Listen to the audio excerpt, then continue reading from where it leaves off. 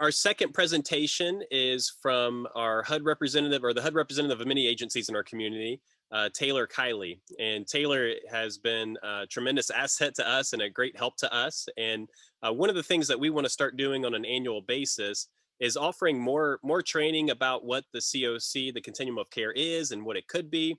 And so one of the ways that we want to do that is engage HUD and folks like Taylor to do a presentation on HCoC 101. And so Taylor is going to talk to us a bit, and actually for the next 30 minutes. So we're going to have a pretty lengthy presentation here, really about the nuts and bolts of what the Continuum of Care is.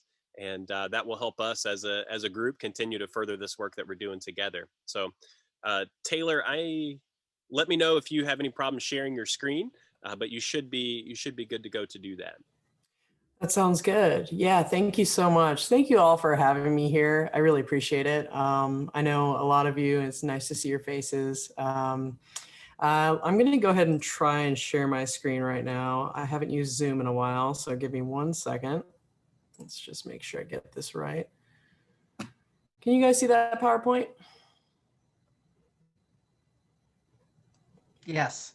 All right. I can.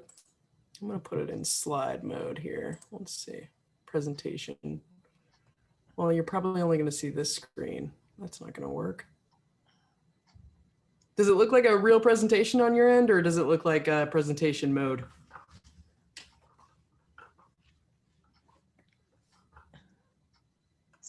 It looks like it's in, you can see your notes, looks like it's in presentation mode, but we can, other than live captions and subtitles, we can. I don't have any notes, so you won't see anything secret, but let's see here. Stuff is what we're here for, so. Let's see here, 1 second, sorry.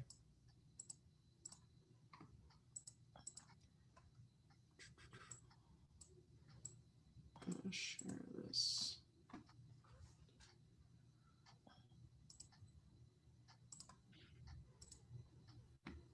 Yeah, I guess we're gonna have to do it that way. We could see the content well, so. I think I got it actually. Perfect. Yep. All right. So thank you again for having me. I am the HUD CPD, that's Community Planning and Development Rep, for all of the HCoC funded providers, which most of you are on this call right now, so thank you for being here. And then I'm also the CPD rep for the formula grants that the city of Springfield receives. So that's CDBG and home funding. They've been working through a lot of the CARES Act funding. So we've been working through that as well. But my information, my email address is here. And I will be able to send this over to Josh once we're done, as well as answer any questions that we can't get to. So just be sure to share your email. And if you have questions, throw them in the chat. We'll try to get to them as they come up, but I don't think I can really see right now. So we'll try to make sure we get all of them answered. And I guess a little bit about me is my experience is I've been at HUD for the last 1.5 years. Prior to that, I was a consultant working in California with local COCs. So I was contracted actually in the same role that Josh is. So running local competitions and COCs and HMIS. And then prior to that, I was a provider of a permanent supportive housing project in Chicago. So this has been my life for the last 7 years, but I love that you guys are coming together to talk about these things. And so I want to make sure that we just have a brief understanding. We get everybody excited about the local competition coming up. While HUD can't really be involved in that, that's kind of a community decision. Wanted to make sure that you all know, even if you're renewal grantees or thinking about applying for funds, these are kind of the things that you should be thinking about as you go into applying for COC funding. The COC, the Continuum of Care, can be defined in a couple different ways. So it's a geographic area, which is the city of Springfield, and the Heartland Continuum of Care, which is the name of your COC. But it's also a program and a funding type, right? So there's a lot of partners involved in all that. So there's the HCoC Collaborative Applicant, a lead agency, which is Helping Hands, and they are the ones, I'm going to go into the next slide, but they're kind of the collaborative applicant is the technical term that HUD uses to define, but I often just say lead agency. There's also the coordinated entry system, the CES operator. So someone who's in charge of overseeing that, making sure that that works, and that referrals are working and that matches are working. That may or may not be the same person as the lead agency. The HMIS lead, which is Homeless Management Information System, and that's Amy over at Mercy. They're in charge of the Homeless Management Information System and data quality. And then you have your folks that are on the ground doing the direct services, the COC funded entities, those providers. And there's a couple different folks that are kind of HUD related. So you have me at the CBD office and the field office in Chicago, and my director, Don Cathan. And then the HUD SNAPS office, which is HUD Office of Special Needs and Assistance Programs. They're a policy arm that really kind of analyze and create the regulations and notices that we have to follow.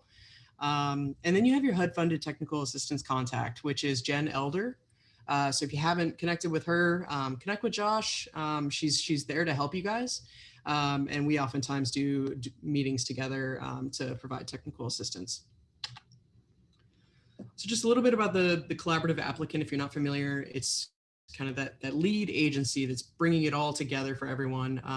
And it's the eligible, in HUD's eyes, it's the eligible applicant designated by the Continuum of Care body to collect and submit the registration, the consolidated application, which is this huge packet of basically your application to HUD saying how you're moving the needle on homelessness, as well as the local competition and the ranked lists that you tell HUD, hey, this is what we want to fund.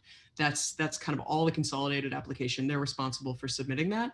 And then they also apply for the COC planning funds. So they get the planning grant on behalf of the COC during that program competition, which is coming up and starts essentially with the GIW process, which you just finished last Friday. So the COC may assign additional responsibilities to the collaborative applicant, but it has to be identified in the governance charter. So the governance charter is not just for the board, it's for everyone, right? So I read through it and it identifies responsibilities and just ideas for what the board is going to do, what the general membership is going to do, and what committees are going to do. So if you're part of any of those things, and today you're part of the general membership, you want to make sure that you know what you're doing, what you're responsible for, and and providing feedback on what changes you see that could help move the needle on homelessness. The coordinated entry system, this is a requirement that came out, I think it was like January 23rd of 2018. And so a lot of communities are kind of just getting rolling because it's been just a couple years here. The coordinated entry is a process developed to ensure that all people experiencing a housing crisis have fair and equal access and are quickly identified, assessed with the same assessment anywhere they go. It's really a no wrong door approach, and connected to housing and assistance based on their strengths and needs. So that assessment will prioritize people based on their strengths and weaknesses and needs to certain housing interventions. And we're going to talk a little bit about what those housing interventions are in the COC program. But your references are going to be the regulations cited here. So the regulation is 24 CFR 578. Any COC provider signing a grant agreement with me and my director is agreeing that they will abide by 24 CFR 578. That includes engaging in coordinated entry and taking referrals through coordinated entry. So knowing that that regulation is there, but also that there's a regulation, but the notice is further explains what that means. So you have to look at the regulation as well as the notice. You have community policies and procedures about how this process works. So making sure that you're updating those and you're keeping, as a COC funded provider, you know what they mean, what they say. The Homeless Management Information System, or HMIS, it's a local information tech system used to collect client level data. So the lead agency is focused on data quality, ensuring that policies and procedures are followed, and that you're able to use that data to then make decisions about where you're moving forward in your local competitions and how you're able to report to HUD how you're moving the needle on homelessness. So each continuum of care is responsible for selecting a vendor to be that HMIS. I'm 95% sure that you use WellSky and Service Point, or what we used to call Service Point. Josh, is that, or Amy, is that correct? Yeah. Yeah, that's correct. Awesome. Thank you so much.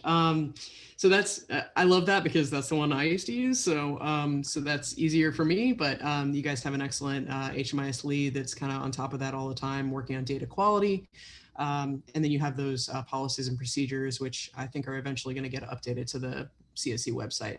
Just a note about DV providers. If you're a DV, a victim service provider or VSP, you're not using WellSky. It's not considered a safe system because if it's open, other service providers can see the client level data, and that's not compliant. So you're using a different vendor, and most commonly in the state of Illinois is a free vendor called InfoNet. I actually personally am working a lot with InfoNet to make sure that they're up to HUD's reporting standards.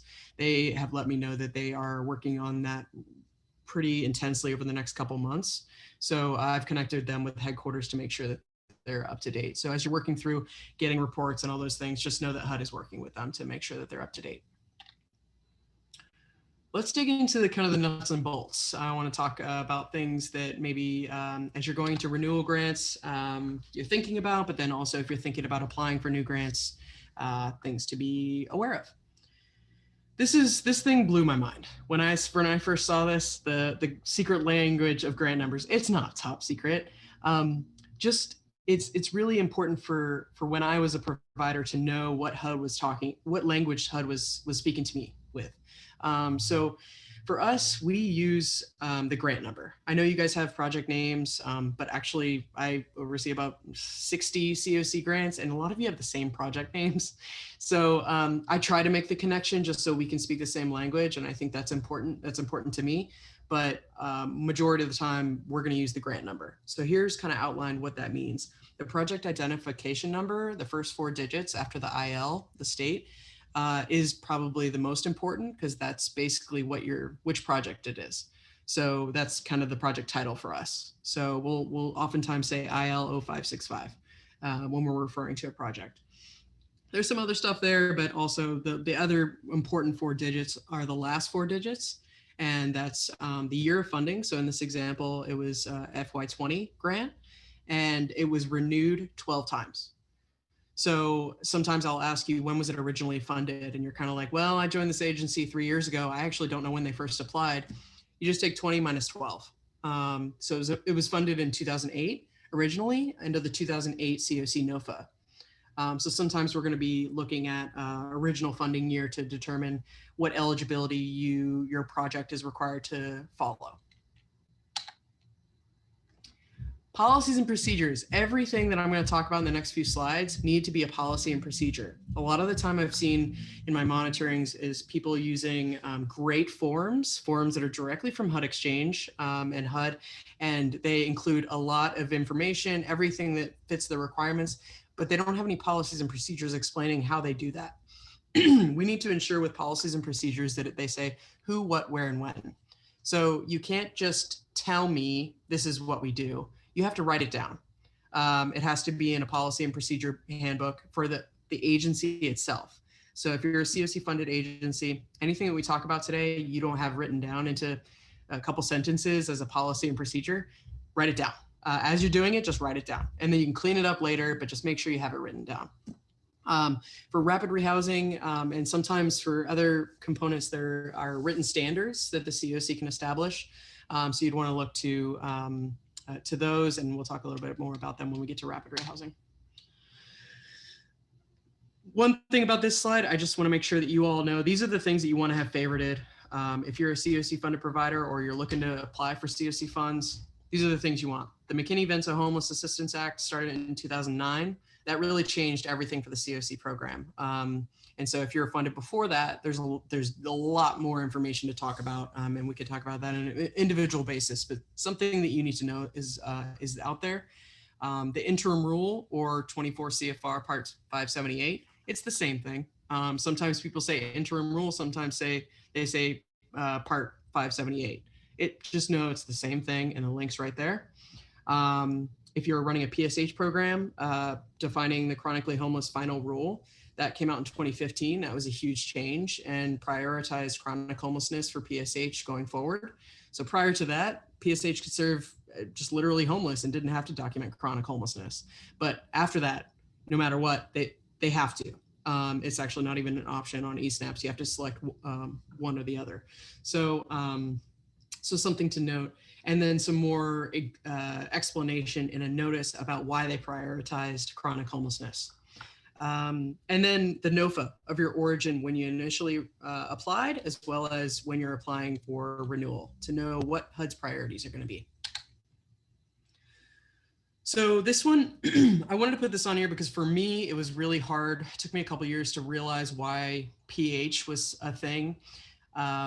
PH is an umbrella term for permanent supportive housing and rapid rehousing. So oftentimes you'll see, I'm going to switch to the next slide. At the top here, you'll see PH-PSH or PH-rapid rehousing.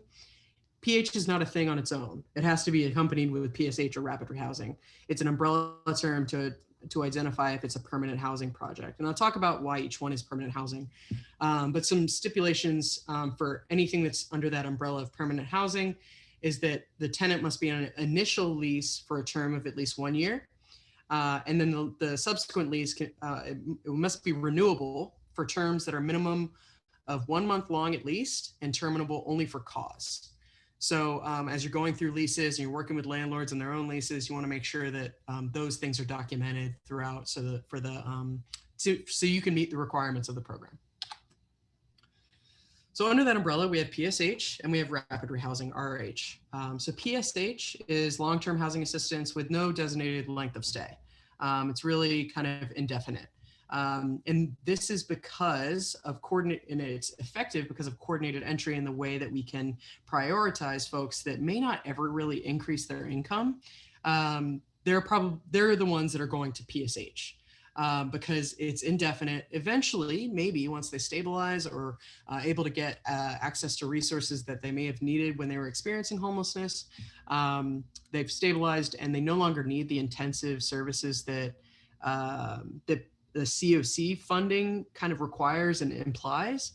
They could move on or a moving on process to a Section 8 voucher, but that's typically way longer down the line. And that's a HCoC, it's a community-wide process that you guys can work through to implement. But essentially, they're not probably going to be increasing their income.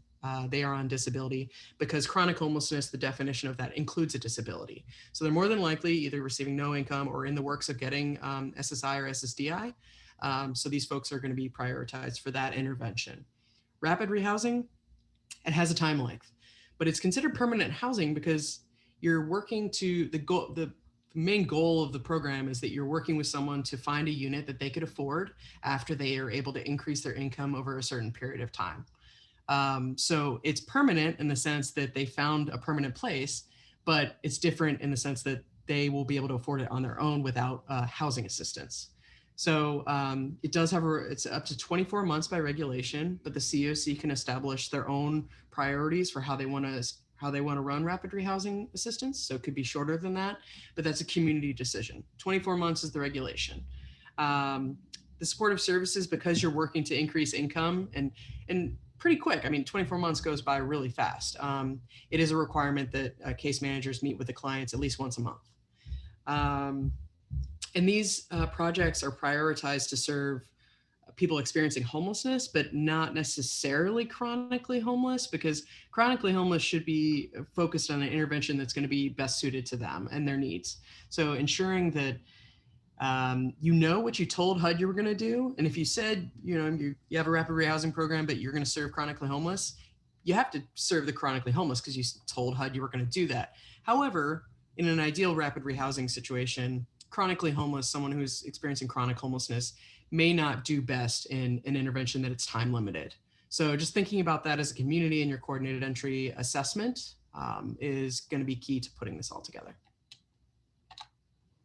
Some other components that you guys, that you are currently implementing in your HCoC, transitional housing. I think as most of you know, it's been kind of decreased over the years. The last 4 years, there's not been an ability to apply for new transitional housing funding in the COC program. But essentially it's 24 months, and the lease must be for a term of at least 1 month that ends in 24 months. So just making sure that you're documenting that in your agreements with your participants in a transitional housing program is key. There's also SSO. Typically we'll see this component SSO come up with coordinated entry grants. You can apply for a grant to support your coordinated entry, and that's going to be supportive services only, right? It's not going to be an actual project, a housing project. But there's also folks that own their own building, may run a transitional housing building funded by a different entity, and they just need the supportive services funding from COC. So that could be something that they're implementing. And then there's also an HMIS component grant, which is only for HMIS leads. So you currently have that, and that goes to your HMIS lead, and it allows the lead to support data quality and ensure that you're getting accurate data to report to HUD. But then also recipients of housing, these other components can have an HMIS budget line item. And that, if you don't have that currently, might think about adding that, because you can pay for essentially the vendor fee in your grant for users. So just something to think about. Some great resources that I've always used and have favorited in case, because I know we're going really fast. Their links are already embedded, so you can click into those and poke around. As far as actual eligibility per component type, so the definition of homelessness, and there's a great resource on the next slide that I've been using since I started in this, and it defines each category of homelessness. Note that HUD has a definition of homelessness, so does the Department of Education. For McKinney-Vento liaisons, this may look very different, right? And for youth, it looks different because youth are experiencing homelessness in a very different way. However, this is HUD funding, HUD COC funding, and these are the requirements that you're required to follow. With PSH, this is a chart, there's kind of a lot going on, so I definitely want you all to kind of digest this at a later time. But one thing to note is category 3. There's no COC that's ever been approved to use category 3. Category 3 of homelessness defined by HUD is essentially using other departments' definitions of homelessness. So category, if someone were to, like for instance, Chicago just tried to get it approved to use Department of Education's McKinney-Vento definition for their youth programs, but they were not approved. So we just ignore category 3 until someone says they can use it, I guess. I'm not sure, but we keep an eye on the NOFA to make sure that category 3 hasn't opened up, because that will change things. So hopefully a lot of you are familiar with this screenshot here. This is a great handout that has 2 pages. It took me many years to realize there were 2 pages, a front and back, and they were different, not the same chart. But the first page of it puts together the definition from McKinney, from HUD's definition of homelessness. And then the second page on the back side are the record keeping requirements.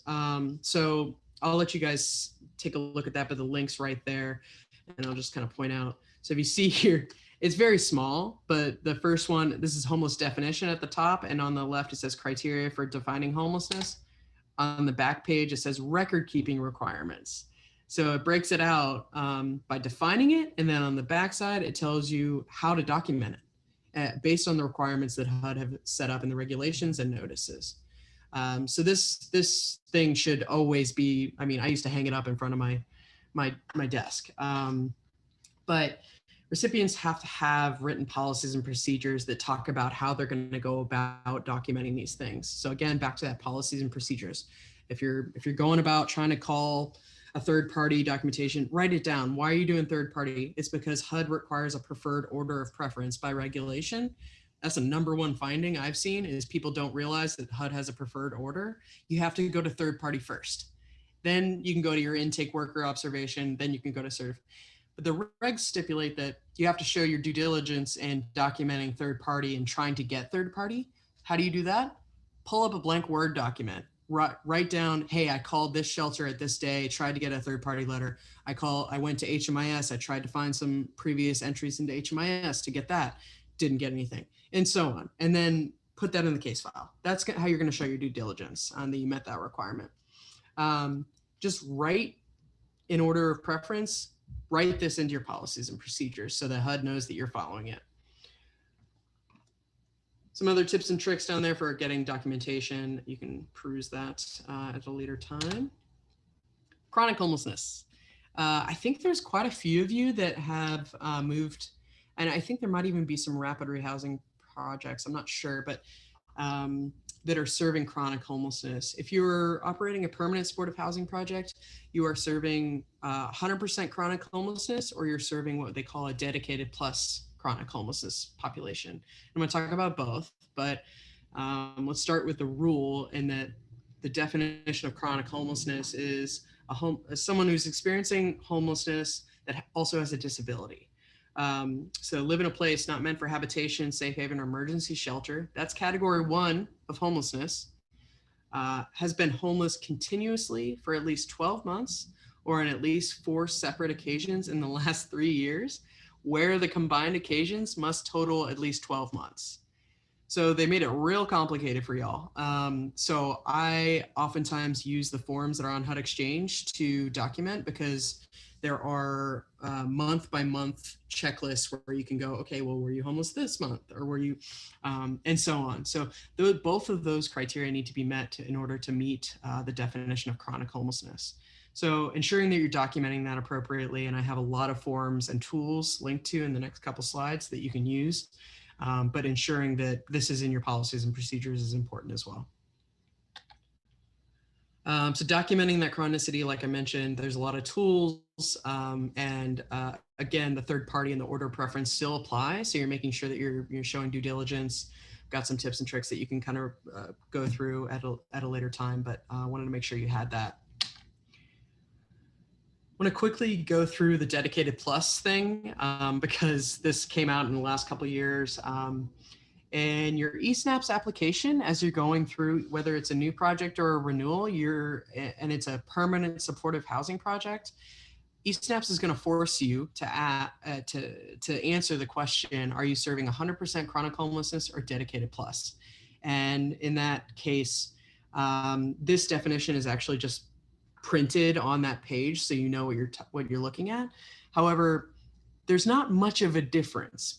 Sometimes people get confused and think it's a totally different rule or definition, but dedicated plus is chronic homelessness plus some. So like I said, with the chronic homelessness in the previous, it's a homeless individual or someone who's experiencing homelessness with a disability that lives in a place not meant for human habitation prior to entry into the program. With dedicated plus, it opens it up to maybe someone who was coming from a transitional housing facility that was defunded and was closing, but prior to entry into that transitional housing project, they met the chronic homelessness. So that's like that dedicated plus. It's this kind of tweak to the rule. And so there's a couple different scenarios that you can use as you're going through the past 3 years in their history of homelessness. You can see where some of these might fit in, because people are using whatever resources that they can to address their crisis, right? And so there's a lot of different scenarios. So HUD tried to open that up a little bit by using dedicated plus. You can move to this if you'd like to. I would highly recommend discussing that with your HMIS and your COC group, because that will change your data a little bit. So making sure that if you are switching to this, because I think most of you are 100% chronically homeless right now, if you switch to this, have a discussion, talk about what that means for your data as a whole, as a COC whole. Some resources on chronic homelessness. These are the forms that I'm talking about that will just set you up for not missing really anything. And then the forms should just be referenced in your policies and procedures. So as you're going through seeing what you want to implement, just write it into a policy and procedure. Just got a couple other things related to the housing assistance that more like cross-cutting requirements. This is a big one. I think most of you have probably figured this out by now, but with leasing, so if you have leasing dollars in your project, most often is going to be a permanent supportive housing or transitional housing project. Then the lease is between, for permanent supportive housing, the lease is between you, the agency, and the landlord. You pay the landlord 100% of the rent. The client, if they have income, they pay 30% of their income to you. You can then use that rent to be program income or match, and then apply it back to the program in certain ways. So that's one way you can meet your match requirement really easily. Also, leasing doesn't you don't have to match leasing dollars, so that's a huge thing. With rental assistance, the lease structure is more mirroring the housing choice voucher program. So the participant has the lease in their name, and between them and the landlord, you have a separate program agreement with the landlord saying you're going to pay 70% of the rent, and the participants' lease say they're going to pay 30%. You do the calculations before you put the program agreement in place. But it's very different. And the way that you go about negotiating and explaining it to landlords is really key too. There's pros and cons to each. So when you're going into a conversation to try and get a landlord to work with your client, you could think about ways that you could negotiate that. Rent reasonableness and rent limits. A lot of you know like the term fair market rent. With your 2020 grants, everyone was updated to 2021 FMR, which is huge because typically we're always a year behind in FMRs. And so that's really a pain in the butt for you all to try and get landlords to agree to rent to you and your participants. But you also need to make sure that your rent paid is reasonable, so that landlords are essentially not charging more because you're renting because they're renting to a program, and that your participants are not being taken advantage of. So in order to document that, you are using this form that I've linked to here, just showing 3 comps, basically 3 comparable units in the area. The form is pretty self-explanatory, but I've seen most people not do it right. So if you're not currently doing it, or if you have questions about it, reach out to me. I'd be happy to talk you through that. But you just go on Zillow or whatever rent website and find 3 comparable units, write it down, sign it, you're good to go. But this needs to be done before you sign a lease. For leasing, unit rents cannot exceed rent reasonableness. And rental assistance, so if you have rental assistance dollars versus leasing, unit rents can exceed FMR, but can't go over rent reasonableness. So that's all there for you as a reminder. Just some physical property requirements. I think most of you are familiar with HQS. We actually steal those regs from the Office of Public Indian Housing and Multifamily. So the folks that oversee the Housing Choice Voucher Program. So the same thing that the public housing authorities use, we use. So that form is there. I tried to find the most updated one to link to. And then initial lease and at minimum once a year should be done and written into your policies and procedures. Lead-based paint, there's a disclosure form. Just because the building was built after 1978 doesn't mean you're automatically exempt. You still have to fill out the form and check the box that it's exempt, that you checked it, and sign it, and then put it in the case file for the applicable case file. You also should be giving the lead-based paint pamphlets to your participants when they sign their lease. Usually landlords will include it, but if they don't, make sure that you provide it. And then staff should be completing the TBR self-guided training for lead-based paint once a year.